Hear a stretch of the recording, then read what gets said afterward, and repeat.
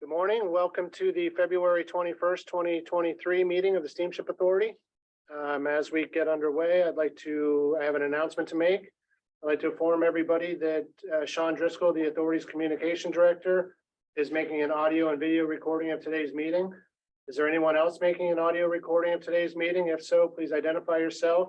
If you are joining virtually, please press the raise your hand icon on the Zoom dashboard. Or if you are joining by phone, by pressing *9 on your keypad, and when you are recognized, please state your name for the record. Have anybody? Yes, Unki. Unki from the MB Times. Thank you. And that's all I see.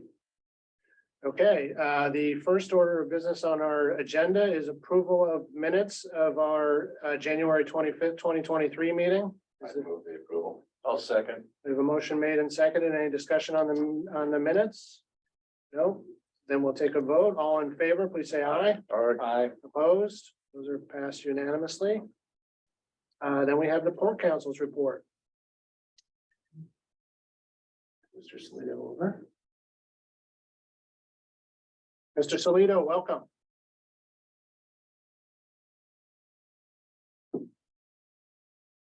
You're muted, Joe. It just takes a second.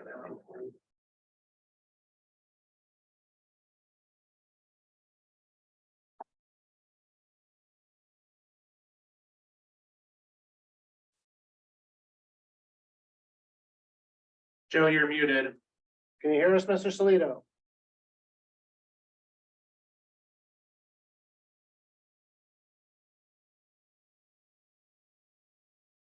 We can see you.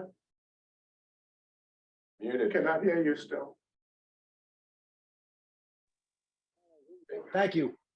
Thank The you. meeting of 7th February 2023, the meeting was called to order at 9:02. Mr. Driscoll provided an update on the website redesign project.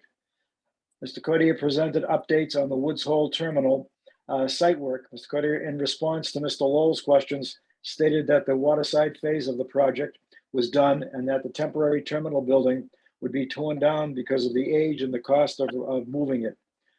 Ms. Sullivan did a PowerPoint presentation updating the status of the safety quality management system. Mr. Roseman gave an update of the Martha's Vineyard of the MV Monomoy and the MV Aquina bids for conversion. Mr. Amundson updated the council on the dry dock of the Martha's Vineyard of the MV, Woods Hole, and the status of the MV Ivanhoe. Mr. Crowell updated the council on the IT working group.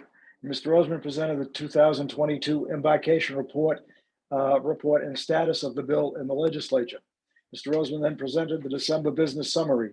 Mr. Edmondson gave a detailed response to Mr. Kale and Mr. Salido's questions on the extreme low temperature over the weekend of the 3rd, 4th, and 5th, and the effect it had on the SSA.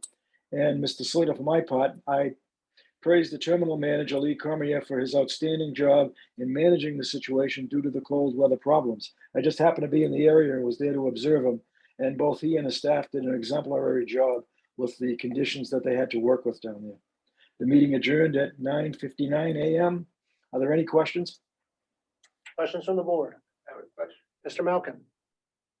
Joe, were there any items that were particularly significant or caused any discussion beyond what you've talked about so far? At that meeting, no. Thank you. Anything else from the board? Thank you, Mr. Salido. Okay, general manager's report. All right, first, we have an update on the website redesign, and I'll pass that on to Sean as the project leader on that. Good morning, everybody. I'm pleased to say that user acceptance testing has begun on the new website by our internal auditing and shoreside operations team, which is a huge milestone for us en route to our planned launch. The initial release of testing included 31 issues, including creating and verifying a new account, setting various user preferences, getting details on multi-ride cards and ticket book usage, and the functionality of the homepage booking bar. We're planning release for user acceptance testing every 2 weeks, with 8 days set aside for our testing and then 6 days set aside for bug fixes by Project 202, which is the name ADK Group is now known by. The public testing will be accomplished rather in a friends and family period before the public beta launches. We're continuing to map the activities leading up to that beta launch. Internal training is expected to begin 4 weeks before launch, with training scheduled for an internal train the trainers group, reservation clerks, senior staff, ticket sellers, board and port council members, of course. And then training for remaining employees will be done via a recorded session, which will be posted to the learning management system, so it can be reviewed at the time of the employee's choosing. And following the approval of the change order by the board, the total project cost now stands at 2.6 million, of which 300,000 is Project 202's contribution. To date, we've spent about 75% of that revised budget cost. And as always, we've been continuing our public engagement with biweekly e-news updates and on the website at steamshipauthority.com/website project. So happy to take any questions. Questions from the board for Mr. Driscoll? Thank you. Mr. Malcolm?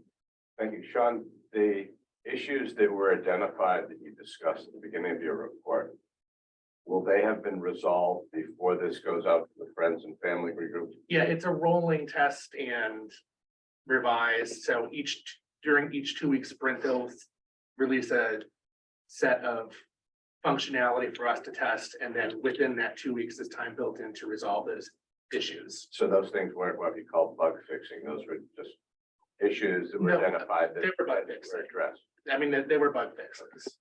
But the plan is to test and resolve within the 2-week sprint. Okay. Thank you.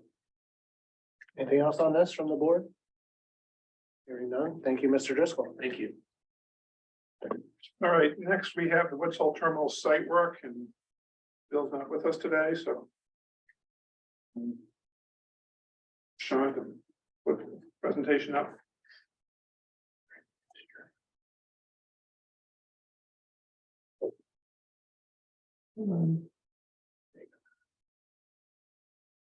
So since we last met, since the board last met, Lawrence Lynch Corp has been working No, on. this is the wrong one. I'm sorry.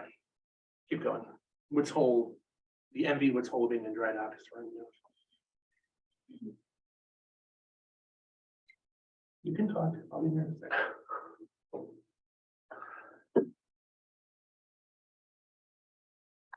So since the board last met, they've been working on phase 5D. That involved primarily most of the staging area at the terminal. So this first picture is facing the east. You can see that they've been doing the grading and compacting the area. I think next. They start to apply the binder course of the asphalt on the site. Next. Continuation of that, you can see the concrete structure to the south of, which is the northern part of that picture, is part of the where the old turntable used to be for the railroad. And next. Continuation of this. So the site itself in the back by the bridge, it's about 5.5 foot elevation. The site was built up there to be closer to 9.5 feet as they moved along. Next. Again, image showing to the east. Next. But there was another one, but the site has been blacktopped with a binder course. They'll be coming back in April to do a finish course on that property, piece of the property. The issue had been that there was a delay because of the asphalt plant was out of service for a week. That's been resolved. And as you see, the contract price for this was just under $3 million. We've had just under $300,000 in change orders. A lot of that had to do with structures and items that weren't previously discovered during surveys. So with that, anyone has any questions? Questions from the board? guess I should point out that they have now moved on to phase 5E, which is adjacent to the temporary terminal building. That was the lane that we kept open to have access to the back lot. They're working on that. Out of that project, part of that phase is to build a new ramps system to get into the temporary terminal building. Because after they finish 5E, 5F includes removing the stairs in the front and raising that area by about 4 feet. So. I have a question. Mr. Jeffrey first. More of an ongoing request with a question is that I know that we've been putting up the change order, but as we go through, I think it would be helpful to have it reported how much of an increase over the estimated contract or the contract award the change orders are in terms of percentages. Okay. So roughly, that's about a 10% increase Yes, in this particular. I was able to do that. but as we move forward, I would find that helpful. Mr. Malcolm. Yeah, it's somewhat in the same vein, Bob. The change orders. I came to grips with the change orders on the water side stuff reluctantly. To what extent are we finding things that perhaps we should have been aware of when we originally bid this contract? Well, If I look at the electrical and I look at some of the drainage things, yeah, so in terms of some of the things that they did uncover at this point, as previously mentioned, there was a fiber optics cable that was only buried about 6 inches below grade. That wasn't on any, and that was I don't know, $60,000, $70,000, I think, to repair, Right. to do those repairs. Then we had some of the electrical work that was there. Apparently, they had an old plan in terms of how some of the electrical was routed, and they had to redo that planning. But I think the remaining stages, I'm not aware that there's any stormwater issues that we have. And it's to be raising that grade more so than what we've had in the past. So like the 5E portion was to connect all that stormwater management system to the ones that were previously put in. the existing. Thank you. Mr. Jeffrey. I guess, another kind of question, comment is, I know that right now we're doing the site preparation with Lawrence Lynch. And we're at 10%, running at 10% over budget. My concern is that when we go to actually constructing the building, what that change order would be. And one question would be kind of for the board in general, what's our threshold of comfort of the percentage of going over the initial contract that we're comfortable with? And then a comment that I think as we move forward, maybe not so much with the site preparation, it's the site preparation, but with the actual building, if they were presented with options that wouldn't necessarily have such a large increase. Are there options for us to cut costs as we move forward so that we're closer to what we initially budgeted? So they've been working on preparing the package to go out for the general contractors and the valve stuff bids.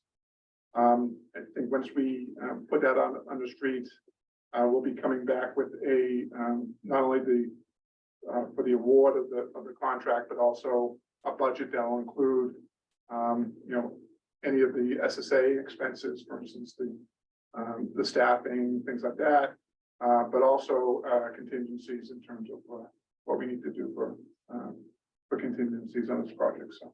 I mean, I know that 10% is the industry standard in terms of success. I guess I'm starting to get uncomfortable when we're starting to get above 20% on a contract. Go ahead. Just tagging in with that, I don't think there's anything that's a comfort level, but of doing it. But I think the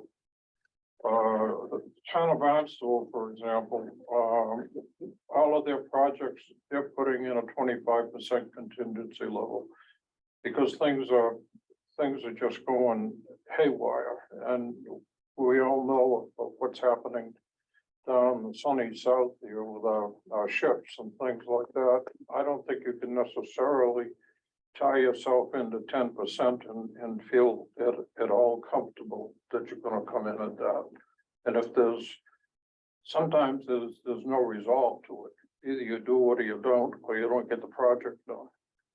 So for sure, we look at our nickels and dimes, but you know, sometimes all of our change orders, you know, up to this point here with the architects and things like that, were just kind of non-avoidable. I mean, you know, in the dock work and it just runs rampant. So, Hopefully at this point, they have a pretty good understanding of what's underneath everything at this point, and the mantra to Bill will be to minimize any change orders.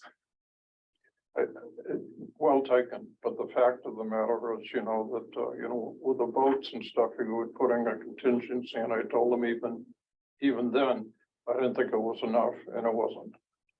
So be prepared for the worst, but shoot for the best.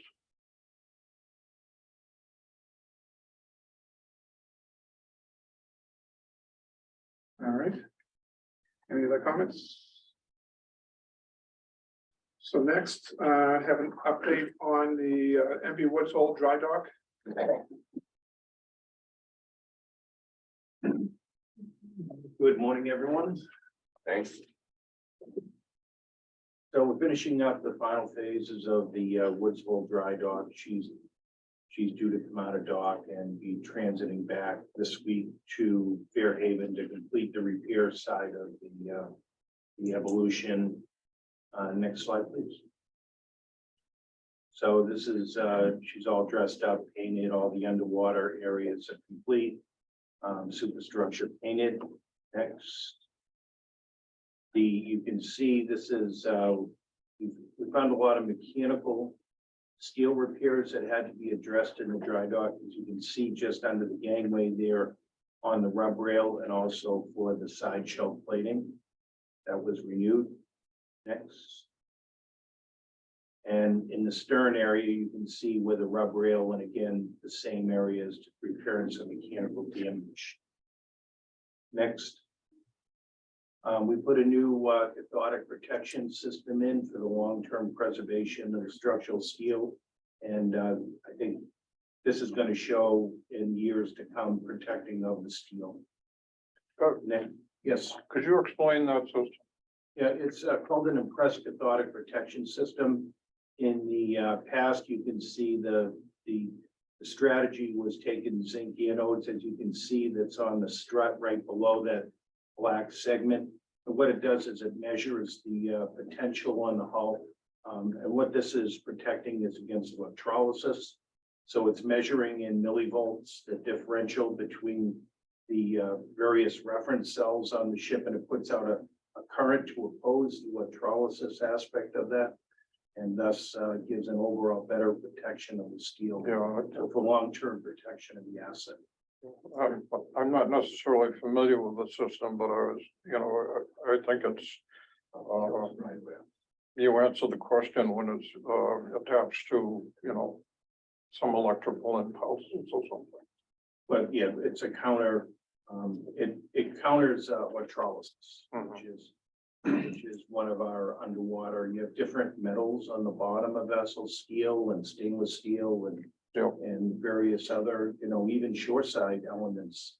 And what it does is it protects, puts a calcareous deposit in the areas covering it. Thank you. Next. So the highlights of the docking are, we did an overhaul the bow thruster control, new cathodic K-Pack installation, structural steel renewals, blast and coating and hull and superstructure. Put in a new ultraviolet water purification system. And we did overhauls of the port and starboard shaft overhauls, which were not intended this time period, but we were battling sand coming in out of Hyannis. And I think that for our boats, we saw the same thing in the Eagle. And we're gonna be battling that until we get some dredging done over in Hyannis. And so the financial snapshot, the contract value was 1.38 million. We had 317,501 in change orders and 60,933 in credits for a total of 1.63 million. To answer some of the questions about change orders, we do approach in item 9 of our main Holland Main steel renewal. We have costing in there that we cannot anticipate all the underwater repairs or all the mechanical.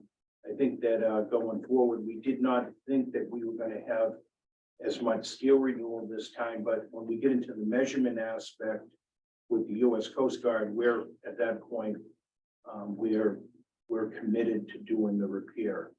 But other than that, I believe that we had very good dry docking in Woods Hole, and you should do well in the service coming up.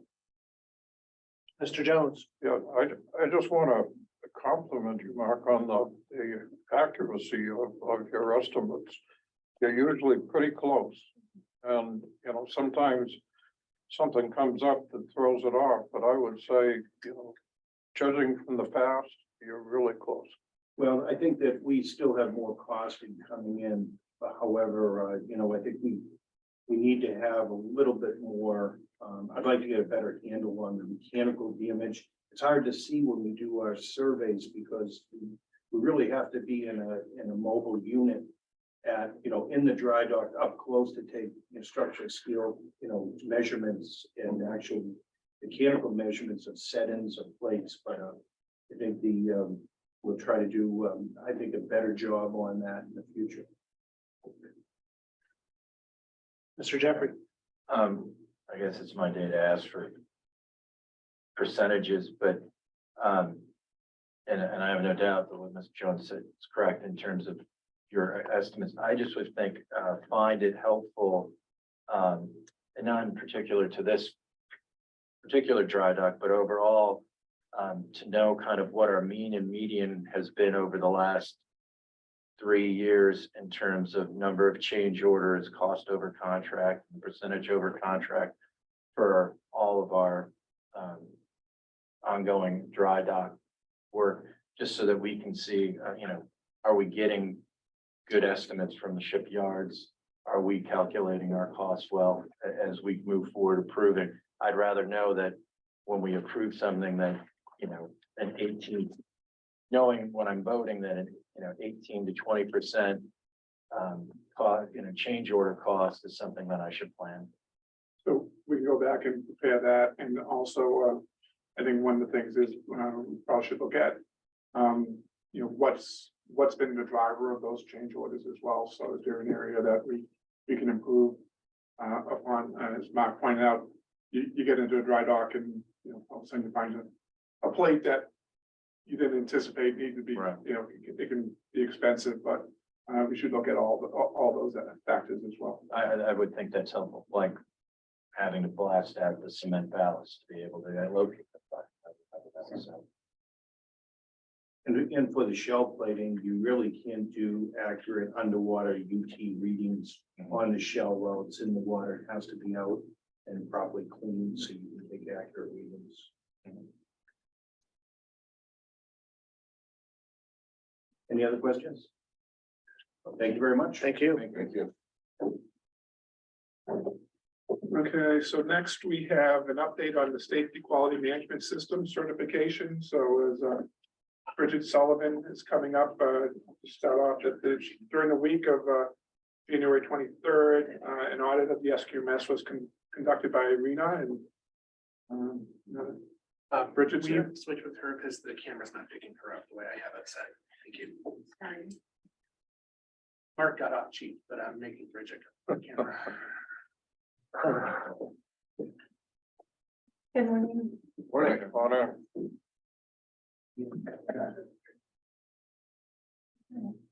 Next.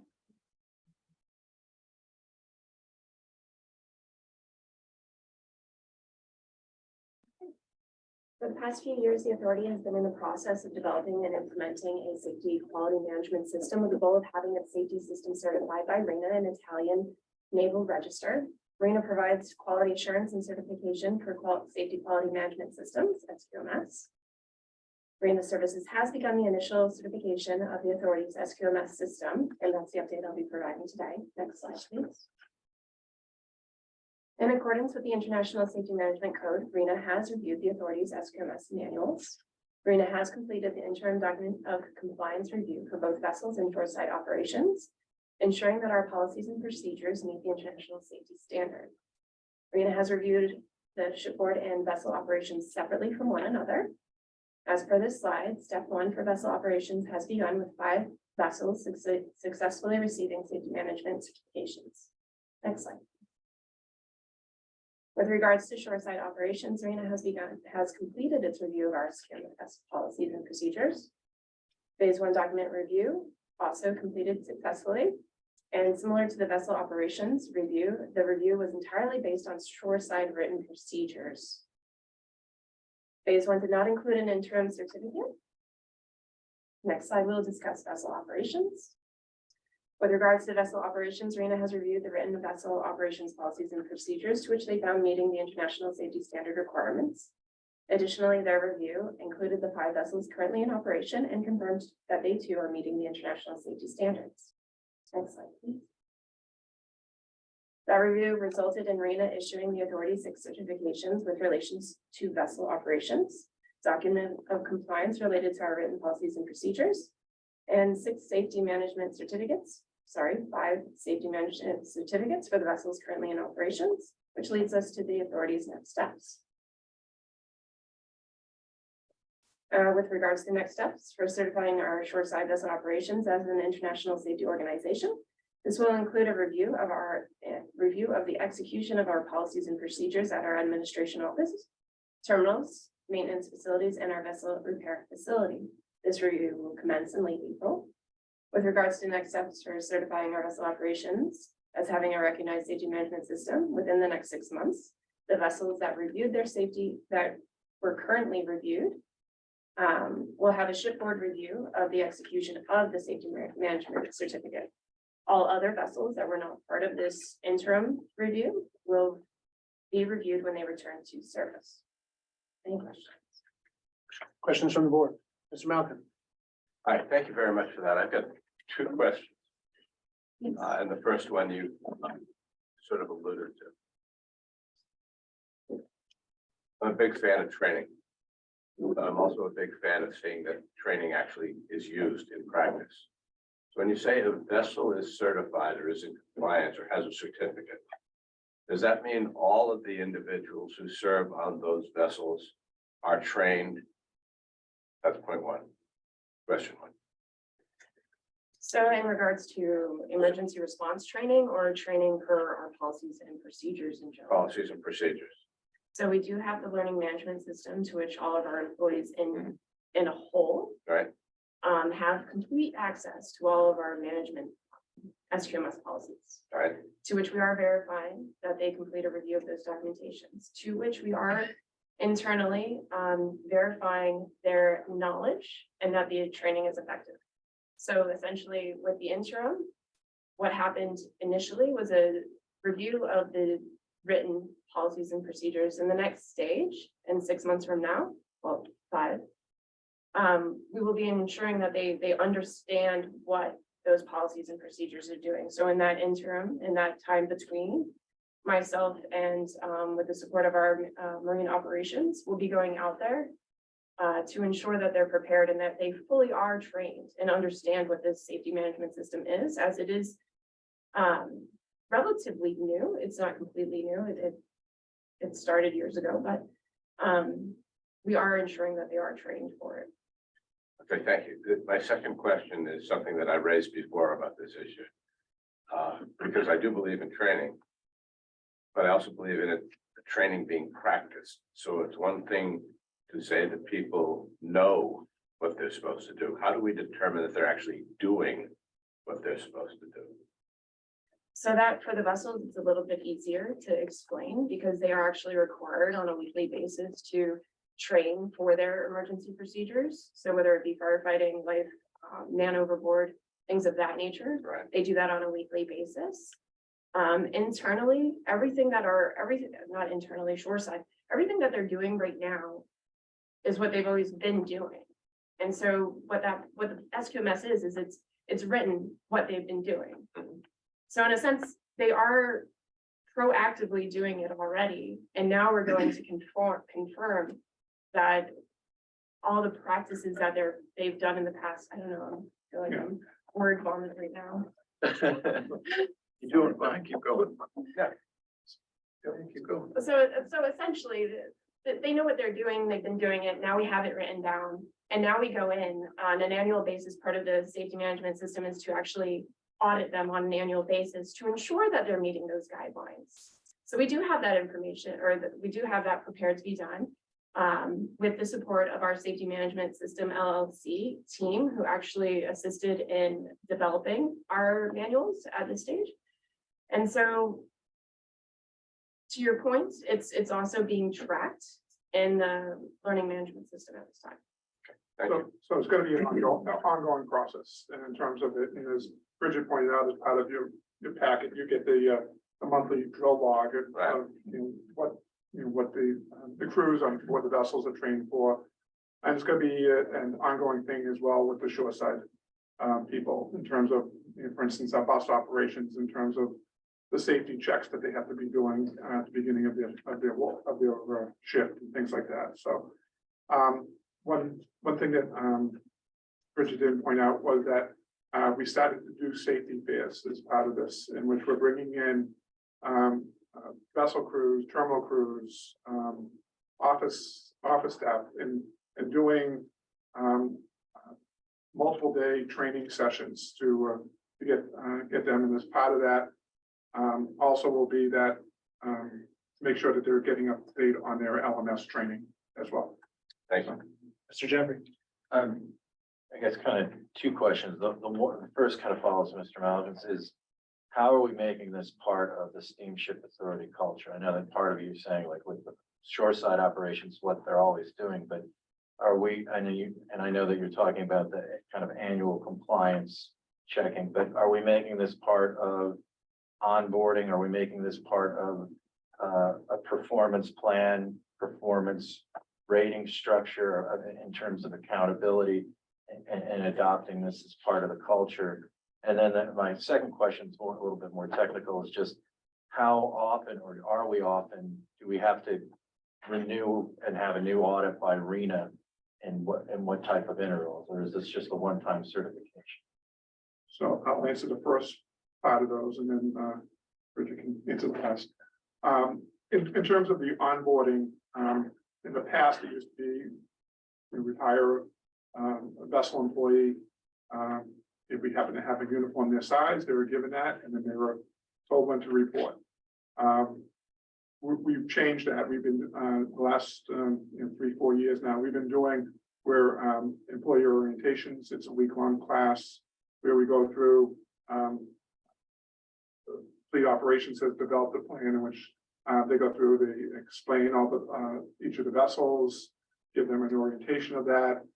There's a first aids portion of that training, as well as an introduction to our learning management system. And so it's, before just throwing them out there, we are trying to get them up to speed.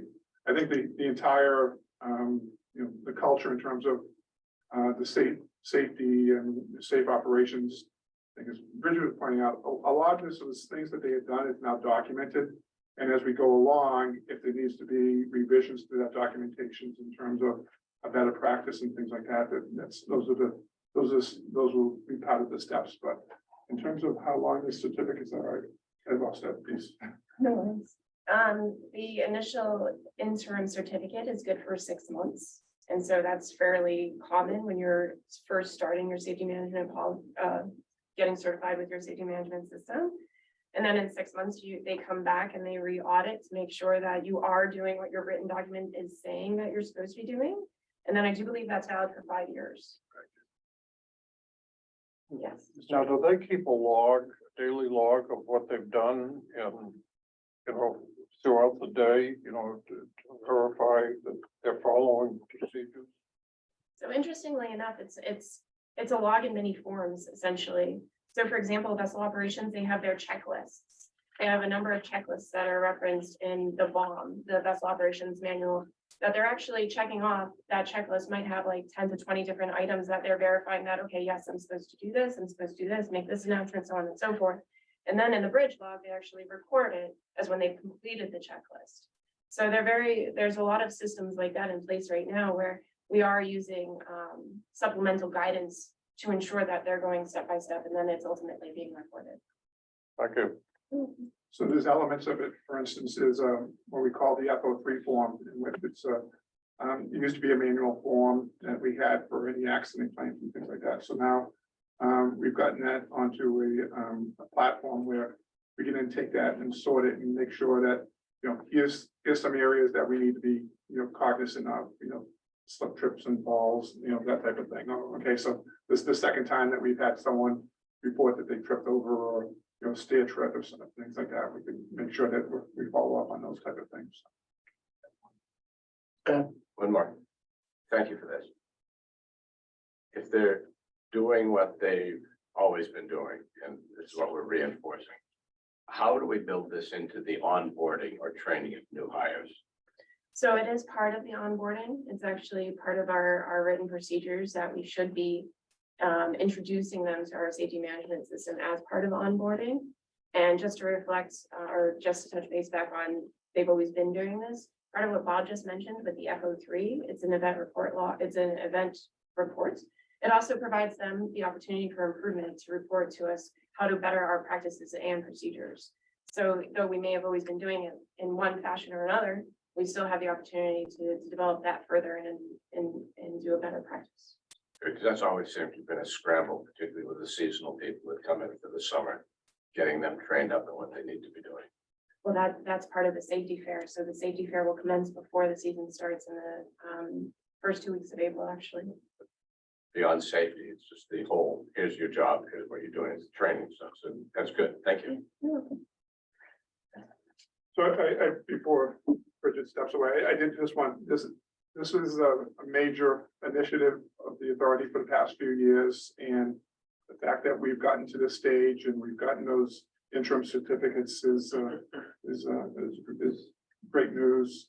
You know, SMS LLC has been working with us, you know, off and on now. We had put this on hiatus there during COVID, but it's testament to their abilities to work with us and update everything.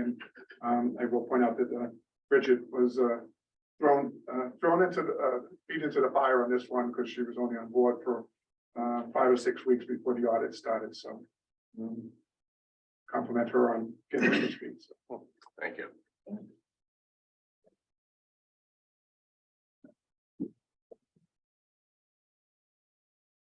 All right, so next item is an update on the IT working group. So at last month's meeting, the board authorized the creation of the IT working group, and the group consists of Peter Jeffries, who is chair, John Cahill from the Port Council. I've asked Mark Rosum and James Ashley to be management's representatives. James is our systems security analyst. So they worked with Council Steve Sayers in the development of an RFP. And Peter, I don't know whether you have want to add anything, but the results of that are in your packet. We'll be issuing it later this week. Yeah, I would think, Mark, it will go out this week. I guess what I'll point out in your packet for the RFP is from the board's perspective, what Mr. Cahill and I focused on is under introduction D objectives, kind of outline what I think the board and the Port Council need in terms of our oversight of the authority, in terms of the audit and the information that we're trying to obtain through this audit. I'd also kind of draw to your attention that because of some security concerns and the amount of information that we can share with those providing proposals. This is an estimated total contract price rather than total contract price, RFP, so that we have room for negotiation, the ability, once that information is disclosed to whoever we award a contract to. And then in terms of timing, I believe the proposals will be due first week of April. Plans to meet and have the bids open and evaluate and give our recommendations to the board by the board's April meeting. So, you know, I think we're meeting the idea that we're trying to accelerate this process so that we have the audit start as soon as possible. Mr. Jones. I especially like this, the use of the board and the expertise of the people on the board, to join in concert with the rest of the staff and whatever to produce these things. So often all we do is come to a meeting and hear what's, gonna be happening. This way, we're part of the process of developing it. And developing it with people that have an expertise along those lines. And as I said before, I'm just one step ahead of a flip phone and that thing, so I don't need to be on anywhere near this committee. Yeah, go ahead. Speaking for myself, I really appreciate the work that's gone in to do this turnaround within 1 month to get the RFP out. So I thank the working group for that. I will point out that in the status report I gave to my appointing authority, the Dukes County Commission, there was a lot of interest in having this IT overview. People mentioned the fact that this was brought up in the 2018 consultants report. They're pleased that we're doing it. They're pleased the working group and very happy that it's going forward. So thank you. Okay. And that concludes my portion of this Thank you. for the moment. The treasurer's report, Mr. Rosen. Morning, everyone. Business summary for December 2022. On the Vineyard Route, passengers for the year were up 6% or 131,634. On the Nantucket Route, passengers for the year were up 8.3% or 44,338. Both routes combined were up 6.5% or just under 176,000 passengers.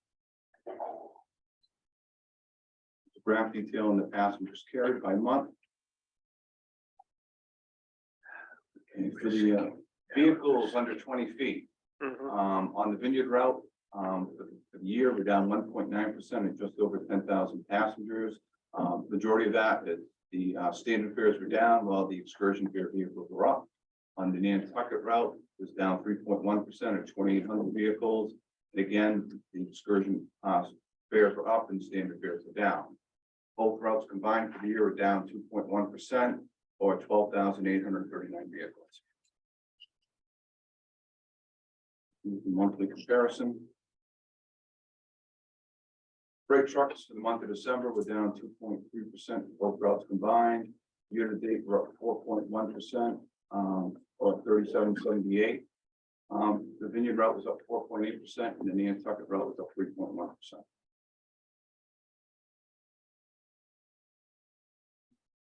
Okay, at last month's meeting, Mr. Jeffrey asked if we could put a graph showing the detail of the traffic per hour or by trip. So on the Vineyard Route, this shows all vehicle traffic. In the blue is the Woods Hole to the Martha's Vineyard cars. And the gray is the Vineyard off-island cars. The orange has the trucks and the yellow have from Woods Hole, and the red has the trucks from the Vineyard. And as you can see in the morning, the cars come off the island, and then in the afternoon they come back. And then in the morning, you see the trucks go from Woods Hole and they come back from the Vineyard later in the day. No surprise there. And what's in for the month of December. This illustrates just the vehicle traffic, the truck traffic, i.e. trucks over 20 feet. Here you can see in the blue is the trucks leaving Woods Hole, and in the red, the trucks leaving the Vineyard. You can see at 6:30, there are 10 trucks on the 6:30 trip, for example, and the same thing at 8:35. And conversely, you see the trucks coming back later in the afternoon. That's for the weekday. Yeah. Here's the weekend, as expected, you know, significantly less trucks on the weekends traveling.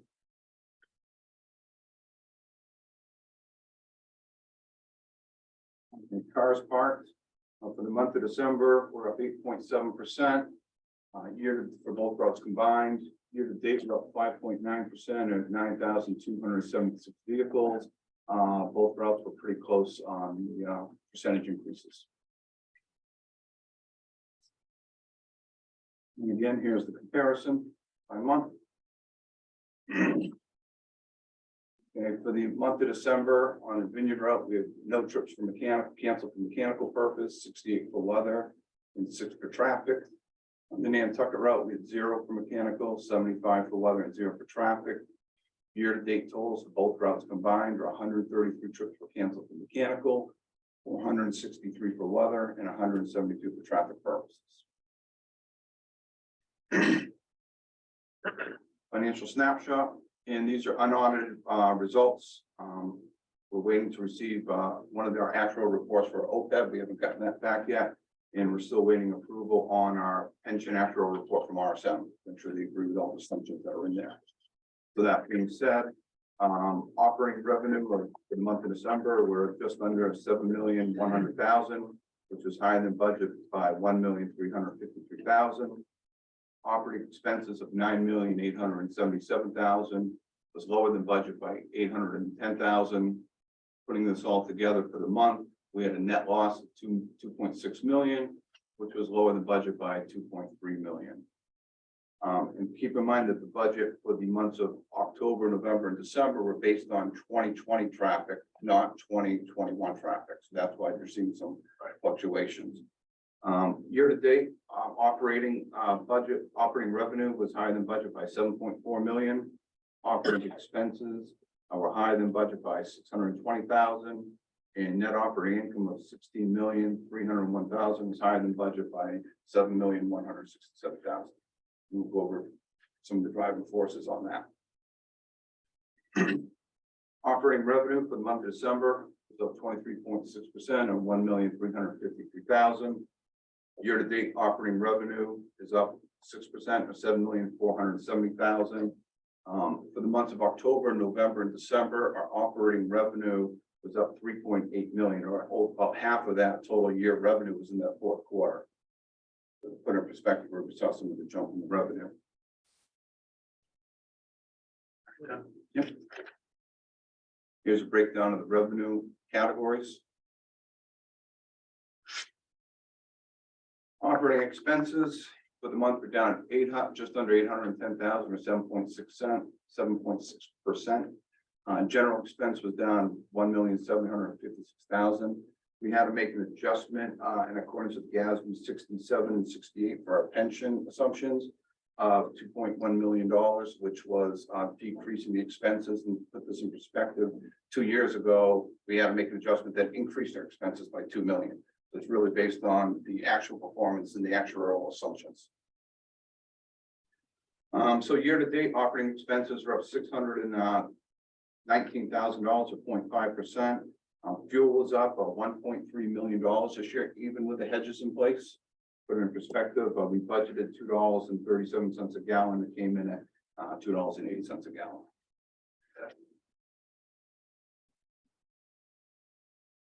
gallon. Here's a show for the breakdown of the operating expenses, both for the month and for the year.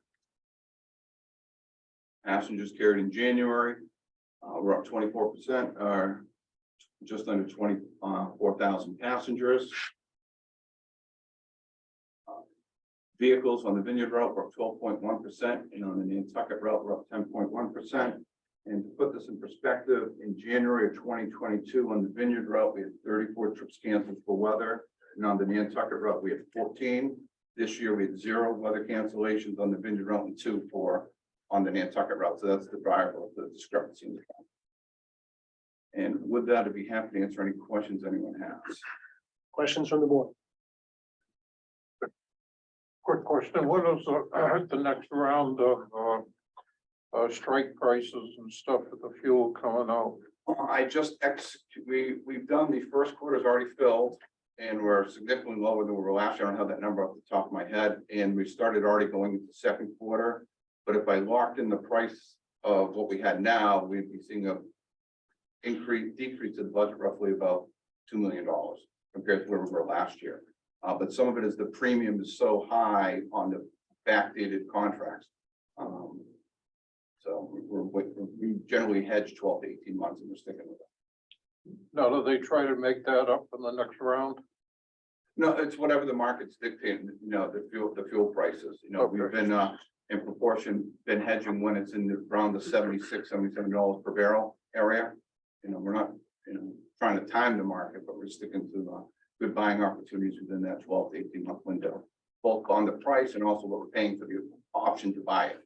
Right, you get a good price, but the option is too high, it doesn't net all in, it doesn't make sense. Thank you. Mr. Jeffrey? I was just gonna thank you, Mark, for that, for those breaking down those traffic stats. It's helpful, especially, when I speak to people in Woods Hole, that understanding, are we talking about a volume issue of traffic, or is it more, a compliance issue of the trucks, which isn't a steamship issue in terms of noise and noise mitigation on Woods Hole Road? You're welcome. A good idea to put that in. Okay, what else you got? All right, we have next up embarkation fees. Report. So for 2022, we submitted to the state $1,049,420.50 for embarkation fees. This is an increase of 5.2% from 2021. The Vineyard route was up 4.2%. The Nantucket route was up 8.5%. Overall, since 2004, we have submitted $17,870,096. This was the third highest year for embarkation fees submitted to the state, and we're about 1.7% off of 2019, which was the second highest.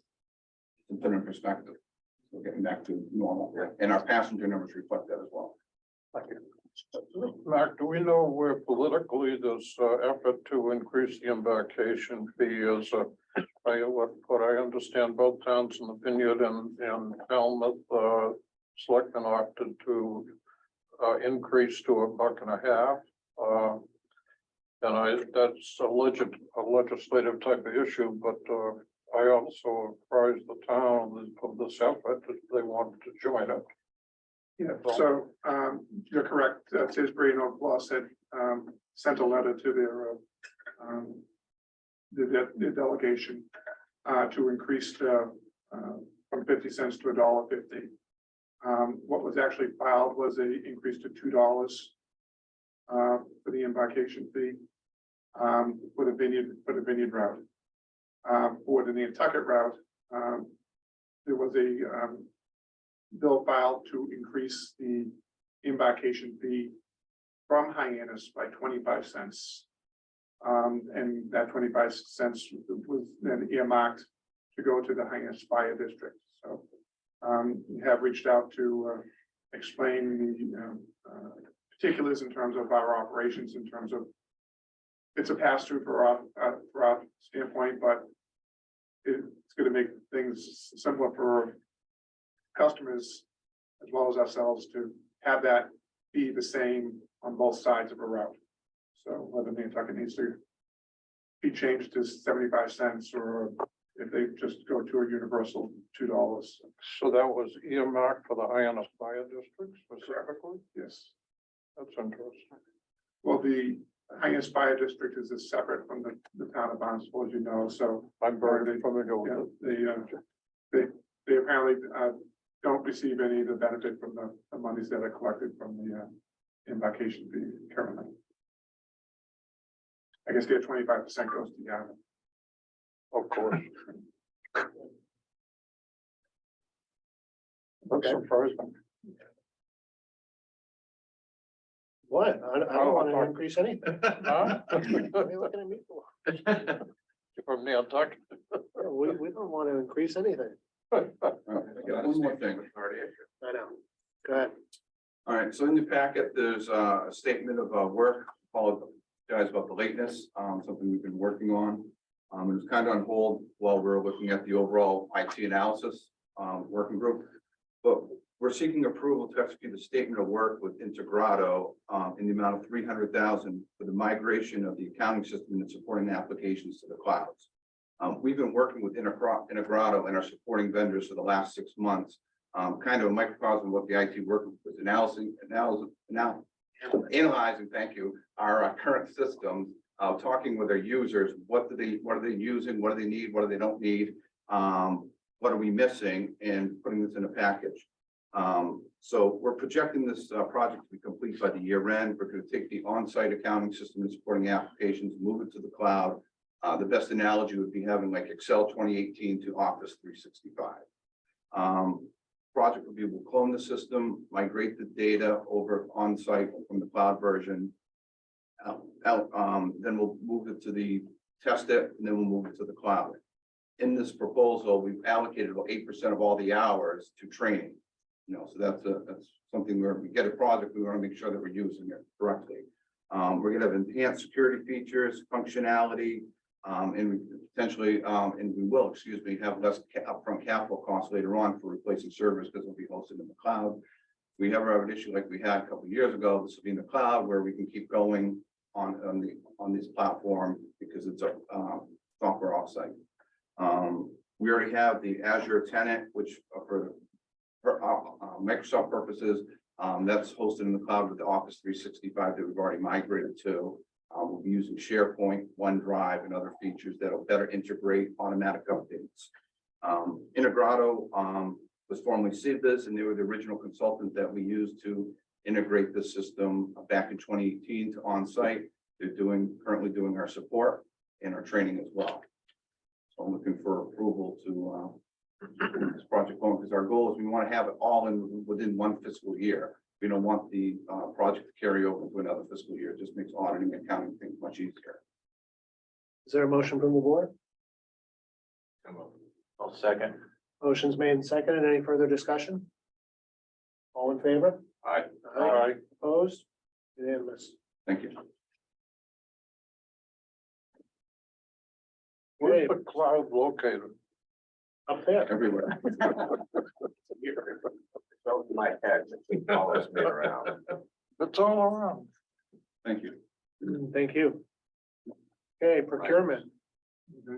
Probably should have had that item under procurement anyways, but it's done.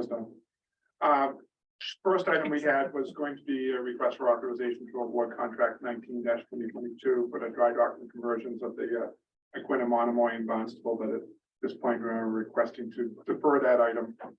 We did open up bid packages, and we're still reviewing the packages that were submitted, and we'll be coming back at a future point. All right, so next item is a request for approval of a change order number 7 for contract number 02-2021, which is the redesign of the authority's website and development of a mobile application with ADK Group LLC in the amount of $165,200.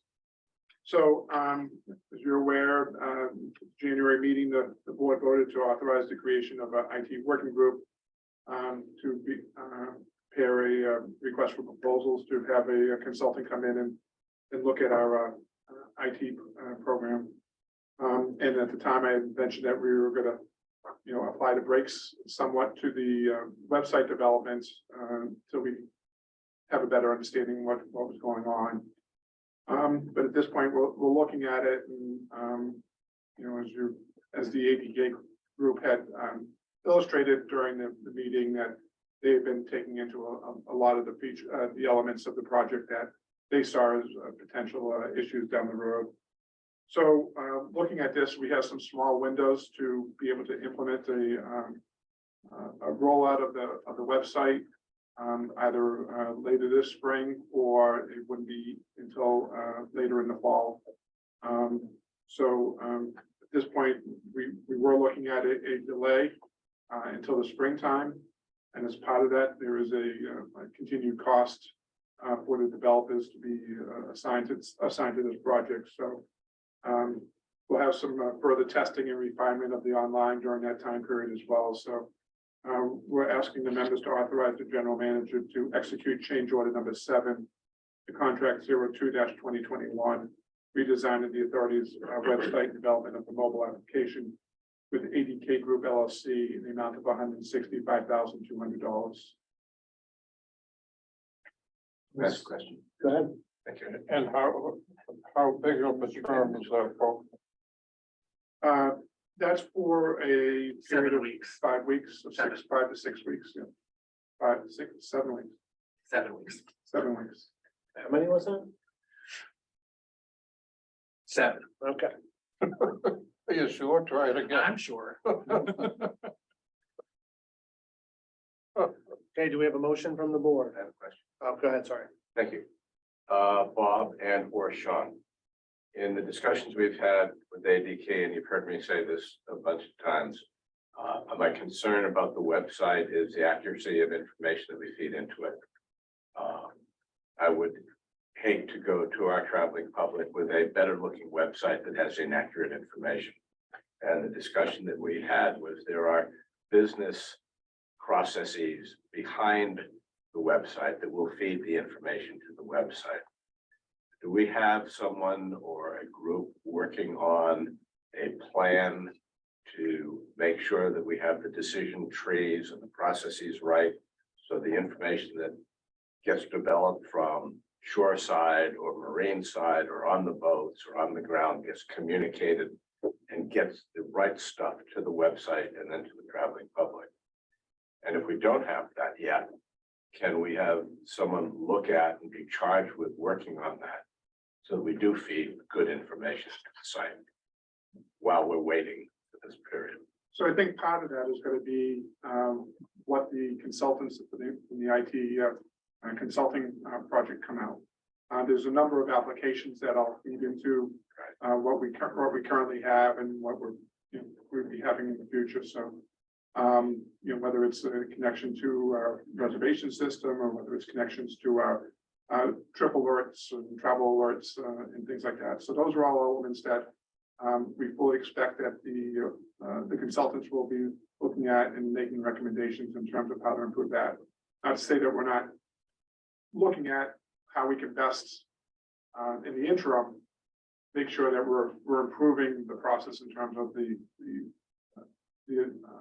information that's getting out and garbage in, garbage out, but a lot of it is dependent upon the individuals getting the information in a timely manner and then getting it posted. So Right, that's the stuff that I'm sort of pointing at, is the work plan to see that those individuals are doing what you want them to do. Yeah. Okay, thank you. Mr. Jeffrey. I guess kind of following up on that, is the delay long enough in terms of the full website mobile app launch to the public until May to get whoever is awarded a contract to do the tech audit? And then is there a way to get an estimated cost of what a further delay would be beyond May in terms of this contract? Are we looking at the same amount of money each time we try to push the launch date off? so I'll let Okay. I think in terms of it, even if we get proposals back at the beginning of April, and assuming that at the April board meeting, a firm is selected, I do not expect that we'll have any significant report back from them in time that would coincide with the launch of the website. Right, completely agree. That's why I'm asking if a further delay would be. Well, if I may, if we don't launch by mid-May, then basically there's a small window in mid-June, we might be able to launch, but then we're really looking at September, October, because we don't want to launch in the summer. I would anticipate that would probably be roughly concurrent with when we would get a report back, assuming 90 days.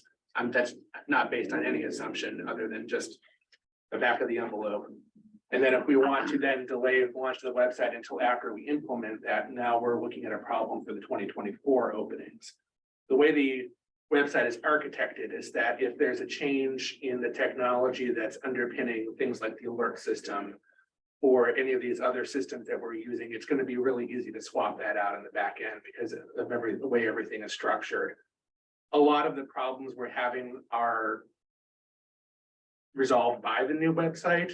So I think personally, it's in our best interest to launch it after the conclusion of the RFP process, but then as soon as possible, because we're going to fix a lot of the issues that we're seeing in the summertime, and then we'll be much better prepared for the general openings in 2024. Because if we don't want to launch really after mid-November, because then we're too close to the general opening. So my fear is if we push until after the summer, there's still a pretty narrow window there that we might end up missing. So I'm comfortable, me personally, I'm comfortable with, early to mid-May, and then we'll be able to swap out new tech underpinning these systems as the website moves forward, rather than waiting for the consultant's report, which if that's then delayed and then, it could just cascade. I hear you on that. I'm just kind of wondering, do we need a further delay? I mean, obviously, that's something you can come back to the board for. I mean, the burn rate is $23,600 a week. So if we keep the developers on staff through the summer, that's. But we also only get one opportunity to make a first impression in terms of our website and mobile app. Yes. And the amount of fan mail that, using Mr. Malcolm's term, that Mr. Malcolm and Mr. Rainey may get based upon that first impression may be worth $23,600 a week. I guess for me, at this point, Sean, the issue is, you just said that the new website will fix a lot of the issues that our customers face. If the fix is visible and apparent to our customers, then the other issues may be minor. And the fan mail, to use the phrase, may be diminished. If the issues aren't obvious to the users in terms of being fixed, then the new website will make the SSA look less than attractive. Ideal, thank you, I'll go with that word. It's a balancing issue. How is public perception on this? If we come out with this thing that we spend a lot of money on and it doesn't solve people's issues, then it will be less than ideal. If it does solve a lot of the issues, then it could be okay. And I mean, I think part of it also will just be the proper messaging of what this website will fix and what it won't fix. It's not going to create space on the boats. It's not going to build new boats, that's and all the correct. active management of the reservation system is separate from the interface of the website. So what the website will do is have a more stable connection to the reservation system so that timeouts and errors while you're booking will be greatly reduced. And then the website will be far more user-friendly and navigatable than our current website is. But it's not going to fix all of the issues that the IT working group is looking at. Then, man, in that case, it would, I think, behoove the Steamship Authority to be very clear to people, here's what this new website will do. That is in my pre-launch plans. Communication. Yes. 101. Almost like it's in my title. No, absolutely. That's where we're going to be very clear in talking points for everybody about what the website is going to do. And what we're Manage not the going to do. expectations. Yes. Mr. Rosen. So suggestion would be for next month's meeting to satisfy your request is that we come up with a high level business side decision tree, things that are important to the customers. How does the data for the standby get updated? How is that going to be done? The where we're parking, for example, what the space availability is, the things that we, that impact people traveling the most. How is that being decided? Who's doing it? Satisfy, and then see if that needs to have any impact on delay or not. And we have started some of that work on the back end. It's been sort of start and stop as other priorities have come up. But so we do have some of that mapped out and we can flesh that out and present it to you next month. Mr. Jones. Just thinking, tying in with the airline industry and, I usually get, things like JetBlue, their app, things like that. And when they have a cancellation, Mhm. they notify you on the phone, they Mhm. tell you what the gate is gonna be at and everything. It's absolutely phenomenal. I assume that, our, new website will have somewhat of that capability. Yes, the alerts on the website will be more prominent, and also if you have downloaded the app, you'll be able to opt into notifications as far as cancellations of a trip you're booked on, or all cancellations on a route similar to what you have now, but that'll all be features of the app. Major improvement. Yeah. Like JetBlue, not like Southwest. Well, I fly Southwest too, so. But So do we have a motion on this? I, moved. Do we have a second? Yep. Yep, okay, motion made and seconded. All in favor, please say aye. Aye. Opposed? I'll abstain. One abstention. Thank you. Thank you. That's it for procurement. Super procurements. Old and new business. Nothing? Staff doesn't have it.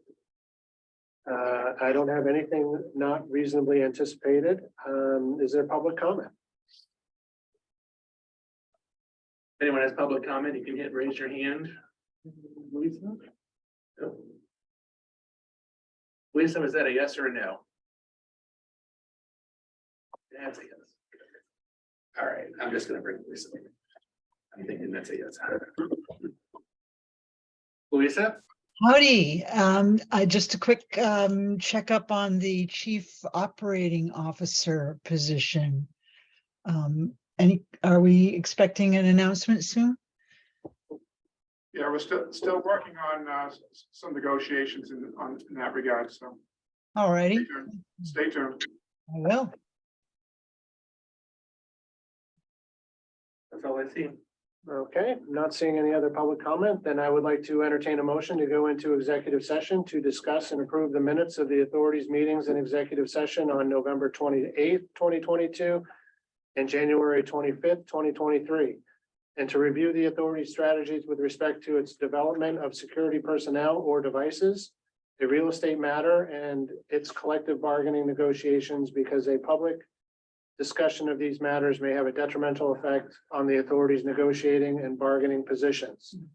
These matters include deployment of security personnel or devices and the related strategies thereto, Shoestring Properties LLC's proposed development at 110 and 115 School Street, Hyannis, and anticipated and ongoing negotiations with Teamsters Union Local 59 and its maintenance employees. The public disclosure of any more information with respect to these matters would compromise the purposes for which the executive session is being called. After the conclusion of the executive session, we will reconvene in public. We will reconvene in public. Oh, not. Well, it says we will. Jones, Jones, I. Apparently, we will not reconvene in public after the executive session. So may I have a motion, please? So moved. Second. Motion's made and seconded. All in favor? Aye. Actually, do we need roll call on that? I thought so. Used it. Okay. Jones, I. Malcolm, I. Randy, I. Jeffrey, I. We are adjourned.